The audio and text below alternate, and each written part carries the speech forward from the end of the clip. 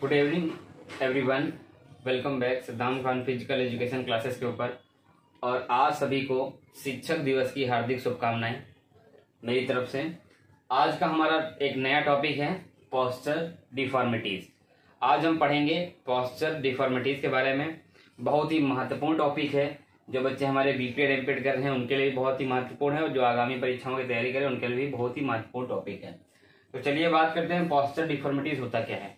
Posture deformities का मतलब होता है कि एक मानव का जो पोस्चर है वो एकदम स्वस्थ है, अच्छा है, और अगर किसी का पोस्चर बैड है, अच्छा नहीं है, तो उसी को ही हम बोलते हैं पोस्चर डिफॉर्मिटीज। वो अलग अलग तरीके में होती है, जैसे आपको स्पाइनल कॉर्ड में मिलेगी, स्पाइन में मिलेगी, फिर आपके नी के अंदर मिलेंगी और आपके पैर में मिलेगी, ठीक है, जिसको हम फुट बोलते हैं उसके अंदर।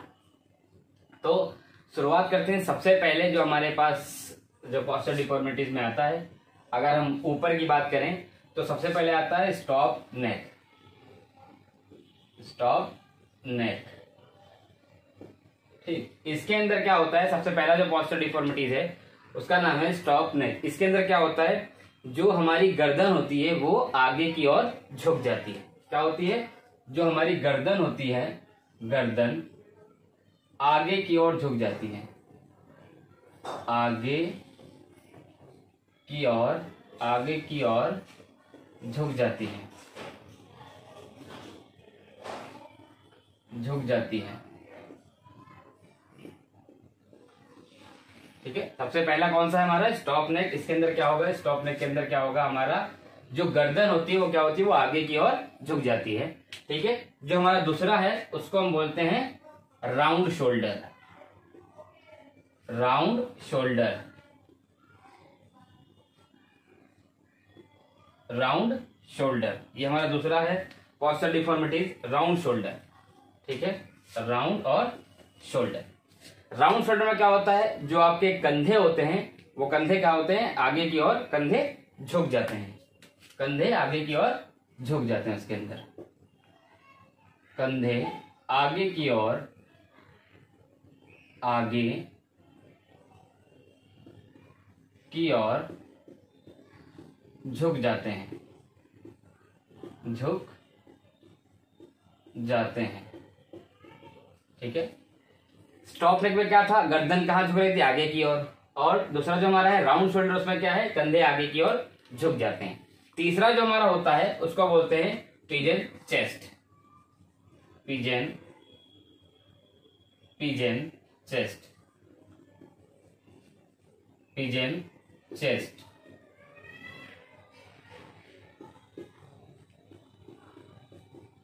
स्पेलिंग में अगर थोड़ा बहुत गड़बड़ हो तो अब थोड़ा आप देख लीजिएगा। हमारा जो तीसरा है वो है पिजन चेस्ट। आप एक बार बुक से भी मिला सकते हैं कि स्पेलिंग कुछ थोड़ी बहुत गड़बड़ होती है लिखने के time. Pigeon chest, pigeon chest में क्या होता है, जो हमारा चेस्ट वाला पोर्शन होता है ये क्या होता है, बाहर निकल आता है, या इस तरह से आगे की ओर बाहर निकल आता है। जो हमारी छाती है, छाती, छाती बाहर निकलती है, ठीक है, बाहर निकलती है, ठीक है, या तो ऊपर की ओर उड़ जाती है, ठीक है, या तो ऊपर की ओर उड़ जाती है, या तो जो हमारी छाती है वो बाहर निकल आती है, या छाती वाला पोर्शन जो है वो बाहर निकल आता है। अभी हमने तीन चीजें जानी, स्टॉप नेक के बारे में, राउंड शोल्डर के बारे में और पिजन चेस्ट के बारे में, ठीक है। अब हमारी जो आगे की पोस्चर डिफॉर्मिटीज हैं, जैसे कि हमारी जो स्पाइन में होती हैं, हमारी जो नी में होती है और हमारी जो पैर में होती है, फुट में, उनके बारे में हम यहाँ पर बात करेंगे, ठीक है। तो ये यहाँ पे मैं रफ कर देता हूँ, इतना आपको समझ में आ गया होगा।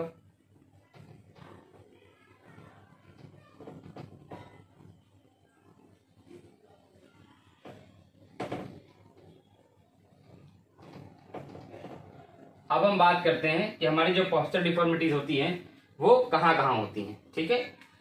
तो नंबर 1 हमारी कहाँ होती है, स्पाइन में, ठीक है। सबसे पहले कहाँ होती है, स्पाइन में। फिर आपको कहाँ देखने को मिलती है, नौकनी में, ठीक है, सॉरी नी में।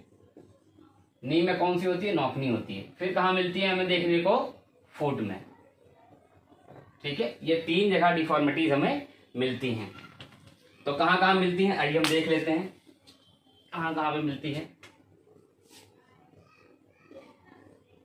और कौन कौन सी मिलती है। स्पाइन की अगर हम बात करते हैं, स्पाइन हमारी जो रीढ़ की हड्डी होती है उसकी बात करें तो उसमें हमें 3 डिफॉर्मिटीज मिलती हैं। ठीक है, पहली जो हमारी होती है उसको बोलते हैं काइफोसिस, काइफोसिस। ठीक है, दूसरी जो होती है उसको बोलते हैं लॉर्डोसिस, लॉर्डोसिस।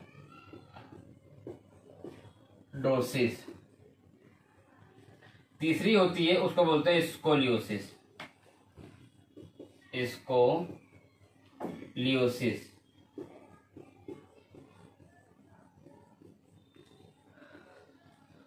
ठीक है, ये हमारी 3 पोस्चरल डिफॉर्मिटीज किसके अंदर होती हैं? स्पाइन के अंदर। सबसे पहली कौन सी है? काइफोसिस, दूसरी है लॉर्डोसिस, तीसरी हमारी है स्कोलियोसिस। ठीक है, अभी हम इनके बारे में डीपली बात करेंगे। जो हमारा नी है, तो नी के अंदर 2 हमारी देखने को मिलती हैं। नी के अंदर आपको कितनी डिफॉर्मिटीज मिलेंगी? हमारी 2 देखने को मिलेंगी। सबसे पहले हमारी आती है नॉक नी, ठीक है, और फिर आती है दूसरी हमारी बो लेग। ठीक है, ये हमारी नी के अंदर कौन कौन सी डिफॉर्मिटीज में आपको मिलती हैं? एक मिलती है नॉक नी और दूसरी मिलती है बो लेग। इनके बारे में मैं आपको डीपली आगे बताऊंगा अभी। और फुट के अंदर हमारी एक मिलती है, वो कौन सी मिलती है? Flat foot.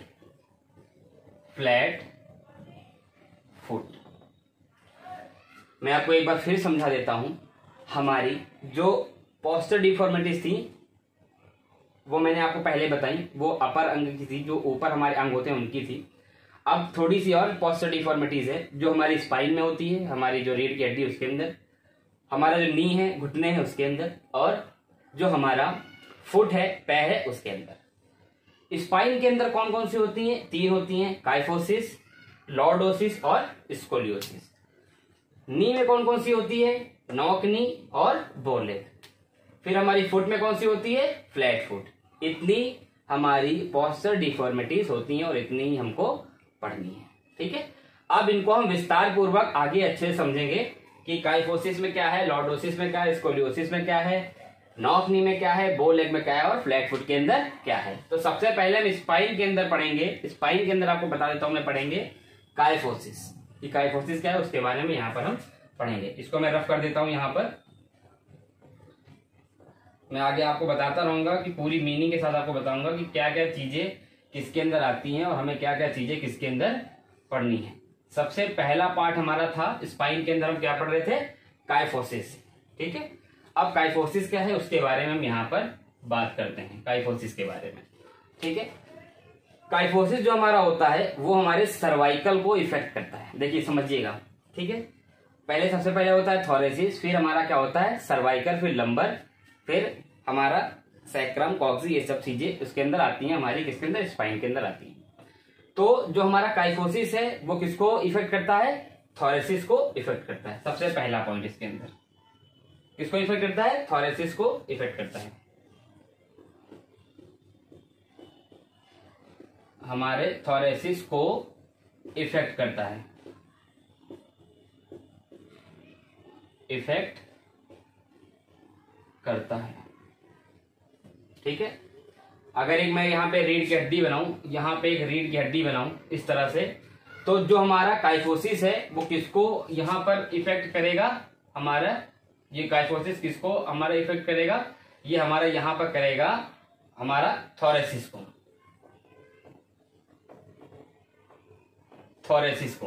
ठीक है, ये हमारी स्पाइन है। पर यहाँ पे जो ये कर्व बन रहा है, ये जो कर्व बन रहा है, ठीक है, मतलब बाहर की तरफ जो पीठ निकल रही है उसको हम क्या बोलते हैं? काइफोसिस। ठीक है, अब दूसरा पॉइंट इसके अंदर हम देखते हैं। दूसरा पॉइंट क्या है? इसमें पीठ बाहर की तरफ निकलती है। ठीक है, इसमें पीठ बाहर की तरफ निकलती है, बाहर की तरफ निकलती है,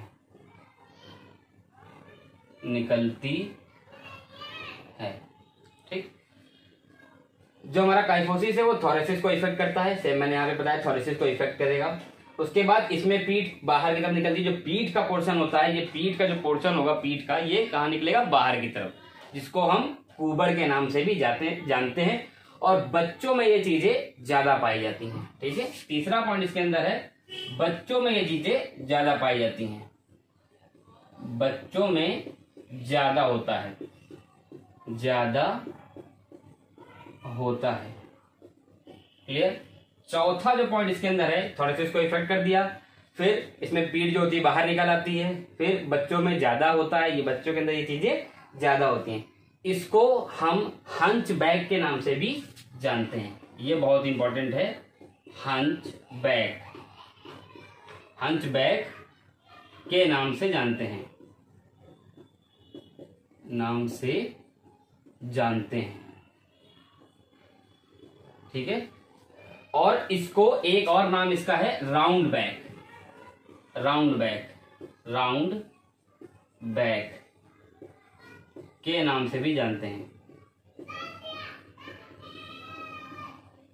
नाम से जानते हैं। ठीक है, इसको हंच बैग भी बोलते हैं, HUNCH हंच बैग भी बोलते हैं, और इसको round bag ROUND round bag के नाम से भी जानते हैं। किसको जानते हैं हम? थोरेसिस को। ठीक है, और ये किसको इफेक्ट करता है? थोरेसिस हमारा जो काइफोसिस है वो हमारा थोरेसिस को इफेक्ट करेगा। ठीक है, इसमें पीठ जो है वो बाहर की तरफ निकलती है, बच्चों में ज्यादा होता है, इसको हंच बैग के नाम से भी जानते हैं और इसको राउंड बैग के नाम से भी जानते हैं। क्लियर। अब हम आगे चलते हैं, दूसरा हमारा कौन सा था? लॉर्डोसिस। अब हम उसको देख लेते हैं, लॉर्डोसिस को।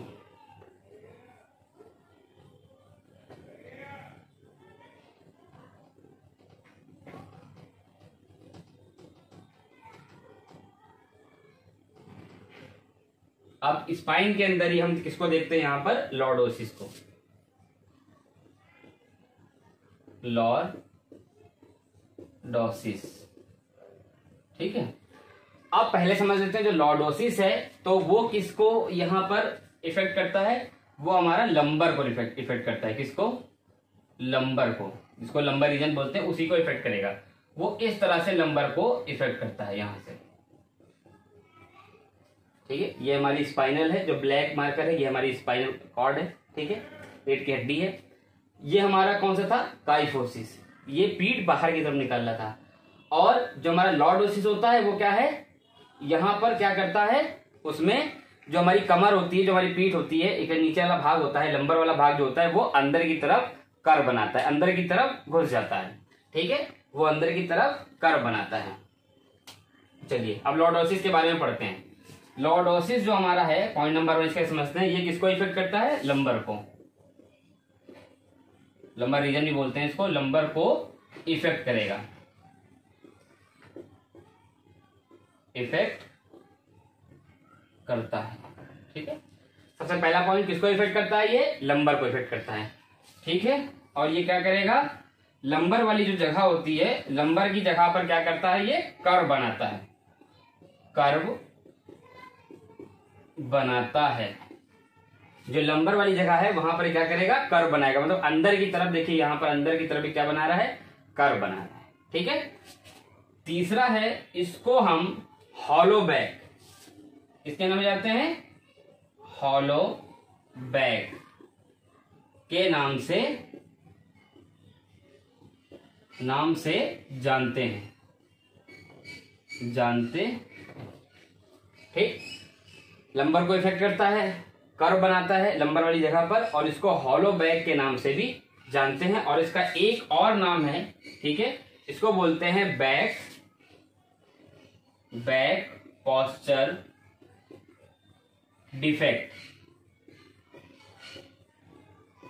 बैक पोस्चर डिफेक्ट के नाम से भी जानते हैं, के नाम से भी इसको जानते हैं। ठीक है, लंबर में सिर्फ ये क्या करता है? कर्व बनाने का काम करता है। इसीलिए बहुत लोगों को आपने देखा होगा तो उनका जो ये वाला पोर्शन होता है वो अंदर की तरफ इस तरह से झुका होता है, अंदर की तरफ इस तरह से झुका होता है। ठीक है, ये हमारा हो गया लॉर्डोसिस। अब हम तीसरा देखते हैं, उसको हम बोलते हैं स्कोलियोसिस। स्कोलियोसिस को हम देखते हैं, ये हमारे बहुत ही महत्वपूर्ण पॉइंट है जो मैंने आपको यहाँ पर बताए हैं। तो एक बारी में आपको अच्छे से इस वीडियो में समझ में आ जाएगी कि पोस्चर डिफॉर्मिटीज में क्या क्या चीजें आती हैं। चलिए तीसरा हम देखते हैं, हमारा कौन सा है? स्कोलियोसिस। तीसरा हमारा यहाँ पर है, सॉरी यहाँ पर एक था तो वहां पे एक पहले से ऑलरेडी लिखा था, वो 2 था। पहला है हमारा काइफोसिस, दूसरा है लॉर्डोसिस, तीसरा हमारा है स्कोलियोसिस। ठीक है, स्कोलियोसिस।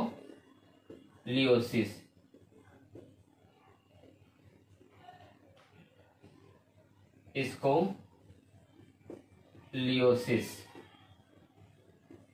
ठीक है, तीसरा हमारा कौन सा है?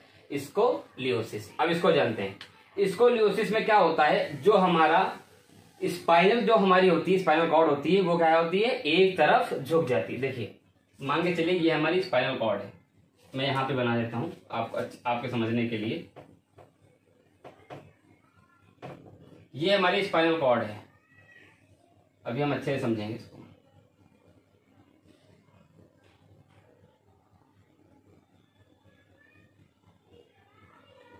ठीक है, ये हमारी क्या है? स्पाइनल कॉर्ड है। ठीक है, ये एकदम सही स्पाइनल कॉर्ड है हमारी।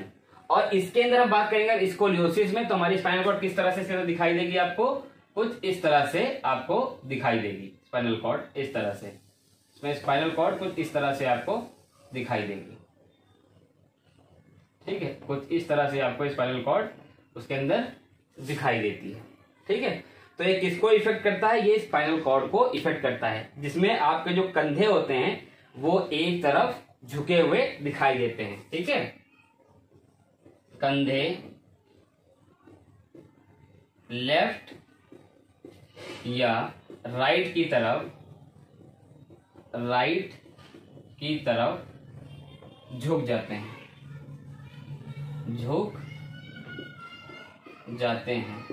और ये किसको इफेक्ट करती है? ये सीधे आपकी स्पाइन को इफेक्ट करती है, इस तरह से। देखिए, एक स्पाइनल हमारी बिल्कुल सीधी है और एक तरफ से झुकी हुई है। ठीक है, इस तरह से एक तरफ आपको स्पाइन आपकी झुकी हुई मिलेगी। एक तरह से ऐसे भी हो सकती है आपकी स्पाइन जो है, वो एक तरफ से ऐसे भी हो सकती है, वो आपको इस तरह से दिखाई पड़ेगी डायग्राम में अगर आप देखेंगे। ठीक है, तो ये हमारा क्या होता है? स्कोलियोसिस होता है। इसमें कंधे क्या होते हैं? लेफ्ट या तो राइट की तरफ झुक जाते हैं। क्लियर? अब हम आगे देखते हैं। हमारा स्पाइन वाला पार्ट जो है वो हमारा खत्म हो चुका है। अब हम आगे देखते हैं अपना नेक्स्ट हमारा क्या था? नी के अंदर क्या चीजें आती हैं, हम उनको देख लेते हैं।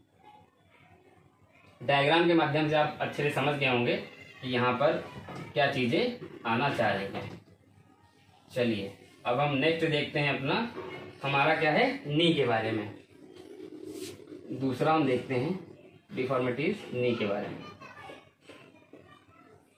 नी, ठीक है, नी के अंदर हमारे 2 डिफॉर्मिटीज थे। सबसे पहले हम पढ़ेंगे नॉक नी के बारे में।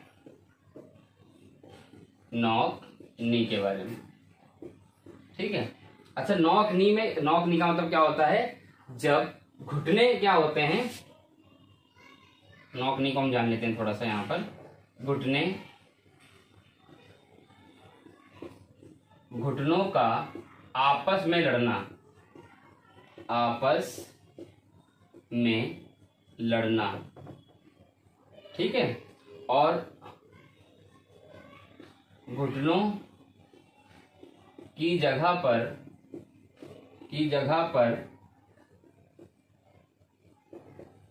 गैप का ना होना,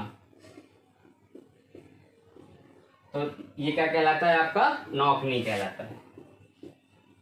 नॉक नी कहलाता है। नॉक नी कहलाता है। देखिए, अब हम यहाँ पर देखते हैं। अभी एक व्यक्ति है, उसकी ये 2 टांगे हैं। यहाँ पर ये एक व्यक्ति है, उसकी ये 2 टांगे आपको यहाँ पर दिखाई पड़ रही हैं। ठीक है, यहाँ पर उसके ये पैर है। मेरी ड्राइंग इतनी अच्छी नहीं है, पर मैं आपको थोड़ा बहुत डायग्राम के माध्यम से यहाँ पे समझा सकता हूँ। ये हमारा एक अच्छा पोस्चर है, तो उसकी टांगे एकदम ठीक हैं। अगर हम नॉक नी की बात करते हैं तो उसके अंदर कैसे हमें देखने को मिलेगा? उसकी जो नी होगी वो इस तरह से हमको देखने को मिलती है, इस तरह से। ठीक है, ये घुटने जो आपस में हमारे लड़ते हैं, ये वाले घुटने हमारे आपस में लड़ते हैं ये, ठीक है, इसी को हम बोलते हैं नॉक नी। ठीक है, इसको क्या बोलते हैं? नॉक नी बोलते हैं। ये हमारा एकदम राइट पोस्चर है, एकदम राइट पोस्चर है। पर ये वाला कौन सा हमारा पोस्चर है? नॉक नी वाला पोस्चर। इसमें पैर क्या होते हैं, आपस में जो घुटने होते हैं वो आपस में लड़ते हैं चलते के टाइम, दौड़ने के टाइम, तो इन्हीं को हम बोलते हैं नौकनी। ज्यादातर जब हमारा मेडिकल होता है आर्मी का, तो जो नौकनी होती है जिनको, उसको नहीं लेते हैं। तो ये नौकनी को ठीक किया जा सकता है। जिस व्यक्ति को नौकनी है तो रात में सोते समय तकिए को इस पोर्शन के बीच में रखे दोनों घुटने के, तो कुछ दिनों में नौकनी ठीक हो सकता है। उसके लिए कई तरह की एक्सरसाइज भी होती है, वो आप कर सकते हैं। तो नौकनी को ही हम किस नाम से जानते हैं, इसको हम गैनू वेलगम, ठीक है, गैनू वेलगम के नाम से भी जानते हैं, के नाम से जानते हैं। क्लियर? नौकनी को मैंने बता दिया, मैंने डायग्राम एक्सप्लेन कर दिया नौकनी क्या होती है। अब नौकनी का जो साइंटिफिक नेम है उसको बोलते हैं गैनू वेलगम के नाम से भी नौकनी को हम जानते हैं। अब आगे हम देखते हैं बो लेग के बारे में, ठीक है। हमारा जो दूसरा है नी के अंदर, उसको बोलते हैं बो लेग, ठीक है। उसके बारे में भी हम देख लेते हैं फिर डायग्राम के साथ। अब हम बो लेग की बात करते हैं। हमारा जो दूसरा है यहाँ पर, उसको बोलते हैं बो लेग, बो लेग। अब बो लेग में क्या होता है हम ये समझते हैं, ठीक है। जब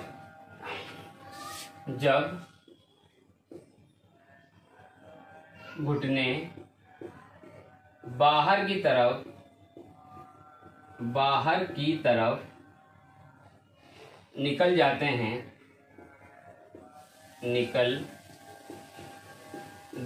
हैं तो वह बो लेग कहलाता है, ठीक है। जब घुटने बाहर की तरफ निकल जाते हैं तो वह क्या कहलाता है, बो लेग कहलाता है। अब समझते हैं, नौकनी में क्या था, घुटने अंदर थे, और बो लेग में घुटने बाहर है। ये एक राइट पोस्चर है, ठीक है, ये एक राइट पोस्चर है। अब बो लेग में हम देखेंगे, अभी नौकनी में क्या था, घुटने अंदर की तरफ थे, तो बो लेग में क्या होता है, घुटने आपको कैसे मिलेंगे, ये इस तरह से बाहर की तरफ मिलेंगे। घुटने आपको कैसे मिलेंगे, बाहर की तरफ, इस तरह से। ज्यादातर लोग जब चलते हैं तो आपको दिखाई देगा कि उनके जो घुटने में इस तरह से गैप बनता है, तो इसी गैप को ही बोलते हैं बो लेग, बो लेग, ठीक है। जब घुटने बाहर की तरफ निकलते हैं तो उसको क्या कहते हैं हम, बो लेग। और बो लेग का जो साइंटिफिक नेम है उसको हम क्या कहते हैं, गैनू वेरम के नाम से जानते हैं।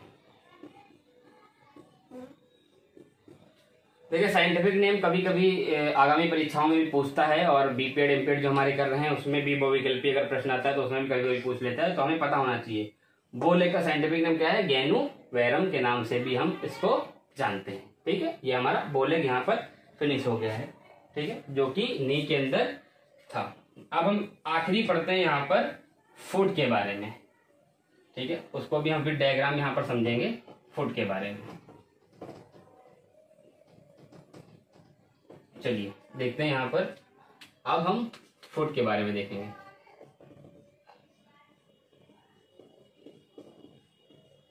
ठीक है, हमने स्पाइन में समझ लिया, हमने नी में समझ लिया, और हम फुट में समझते हैं।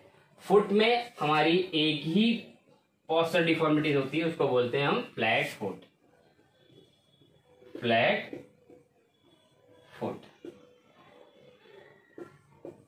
अब ये फ्लैट फुट क्या है, फ्लैट फुट ज्यादातर जो रनिंग करते हैं उन लोगों में पाया जाता है। उनका पैर क्या होता है, जो उनका पैर का जो निचला भाग होता है, तलवा जिसको हम बोलते हैं, जब वो एकदम फ्लैट हो जाता है तो उसी को हम बोलते हैं फ्लैट फुट, ठीक है। जब पैर का निचला भाग, जब पैर का निचला भाग, इसको पाम बोलते हैं, पैर, जब पैर का निचला भाग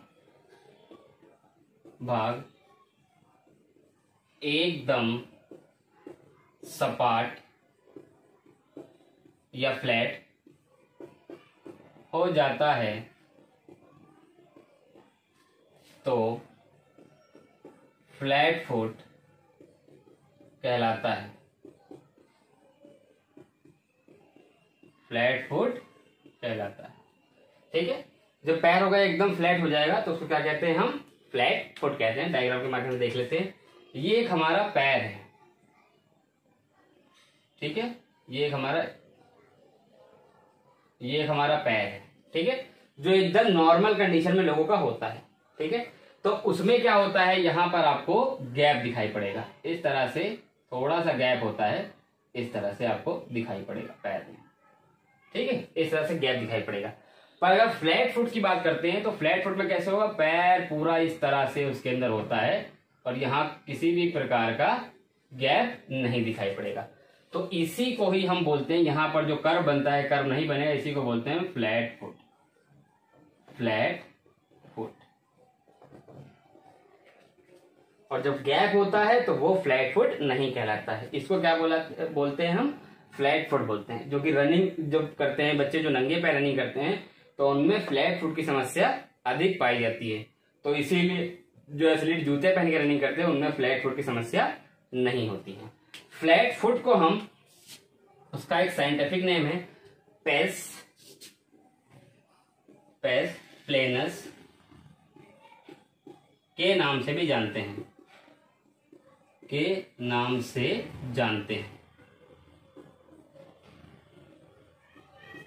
ठीक है। जो हमारा फ्लैट फुट है उसको पेस प्लेनस नाम से भी हम जानते हैं। तो आज जो हमारा पोस्चर डिफॉर्मिटीज का जो टॉपिक था वो खत्म हो गया है। पोस्चर डिफॉर्मिटीज में इतनी चीजें थी जो इंपॉर्टेंट थी, वो मैंने आपको बता दी कि स्पाइन में क्या चीजें पोस्चर डिफॉर्मिटीज में आती हैं, नी में क्या चीजें आती हैं, फुट में क्या चीजें आती हैं। तो आज की वीडियो हमारी यहीं पे समाप्त होती है। और चैनल को सब्सक्राइब जरूर करें। जो न्यू व्यूवर्स हैं, अगर आप वीडियो वॉच करते हैं और आपको अच्छी लगती है तो चैनल को सब्सक्राइब जरूर करें, क्योंकि ताकि मैं भी मोटिवेट होता हूँ कि अगर मैंने कोई वीडियो बनाई है और लोग देख रहे हैं, सब्सक्राइब करें, तो मैं भी एक तरह का मोटिवेट होता हूँ। तो वीडियो को सब्सक्राइब जरूर करें, लाइक करें, शेयर करें। मिलते हैं एक नई वीडियो के साथ। जब तक के लिए जय हिंद, जय भारत।